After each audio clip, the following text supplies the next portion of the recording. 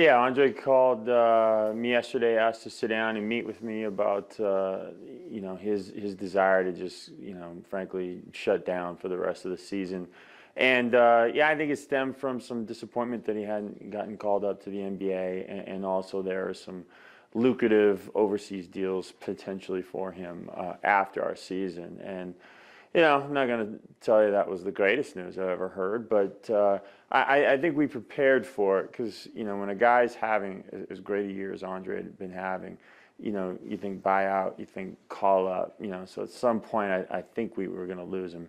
Don't think necessarily thought we'd lose it this way, but, we're ready for it. Matt Bolden, we just got back, he steps right into the lineup and starts, and we're going to have to do it a different way, win games. We just can't sit there and dump it into Andre into the post like we have. So we're going to have to get back to some of the fundamentals that we used last year of, better ball movement, lots of people looking to shoot the ball. And, finally, guys are now going to have to, as they say in football, next man up. And certainly we're in that mode right now. Guys are going to have to hit shots. Guys are going to have to when that shot clock is going down, and I can be able to look for Andre, they're going to have to go take care of themselves. But I'm excited for it because there's weaknesses that we had with Andre on defense that maybe we improved there. Maybe we were able to play a little bit faster. So we'll see. But always tough to lose a good guy like Andre. But it's what we do in our league, and we're ready for it. Yeah, I think. Let me just double check this.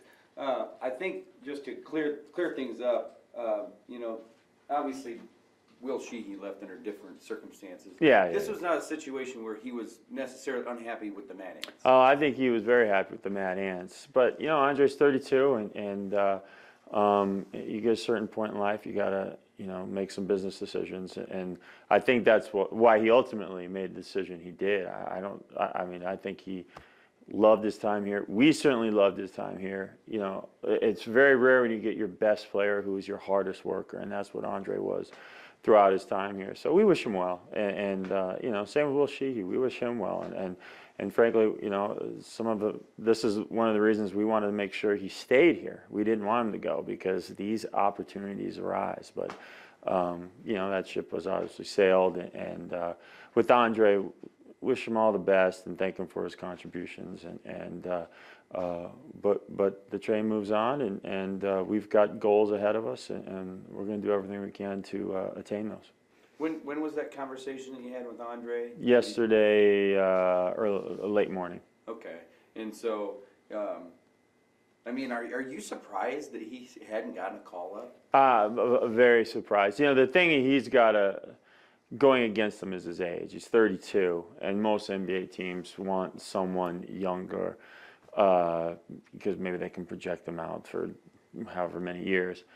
But boy, when a guy is playing as well as Andre and so dominant and frankly so much better than everyone else in the league in terms of what he can do on a basketball court, you think he's going to get one. And honestly, I think he's close. I don't know what this decision does for that. It's Andre's decision. I don't agree with it. I don't believe it was the best for his chance to get a call up. But hopefully something works out for him because he was so good.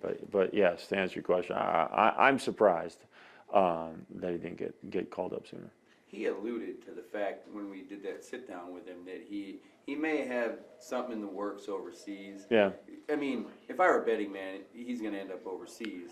Do you know where he's potentially looking? Well, I know he's got a contract in the Philippines that was to go into place after our season. That's still there. So he could have played here and still do this contract. I think his issue was I don't want to get hurt because that's so much money. I don't want to take that risk, however big or small it is. And ultimately, he's got to make that decision. I can't. Oh, sure. I can't do much about that. So you mentioned a couple of guys that you've picked up recently. So do you guys go back out looking now to replace him? This sounds crazy. It would have to be. I don't think there's I don't think you can replace Andre. We just talked about. I think he was the best player in the league, but I just like our players right now, and I like the way I think they're going to fit in Coach Connor Henry's system. So, if some no-brainer came through, yeah, I would do that. But I'm just not going to make a deal to, get some spare part off some other team to bring him here. I like our chemistry. I like our team right now, and so Matt Bolden is good.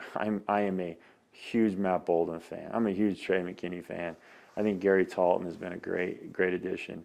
And then we got Xavier Thames, who from San Diego State. I mean, this is what he did, was score and fill that role. And he is incrementally gotten better throughout this time here. So I'm eager to see what these guys can do. And so this is a long way of saying maybe. So so obviously, the team's next game will that be a good gauge of how they react to this? That will be. I think it's going to take a few games, and the tough thing is we don't have a ton of games. So I'm hoping that they ramp right up and take care of business in Delaware, come home and take care of Canton. But it's an adjustment, and they're going to have to fight and scratch through here. Rarely does a team just all of a sudden go crazy and start doing that much better when you lose a player like Andre. But I'm hopeful that it's going to be a quick transition.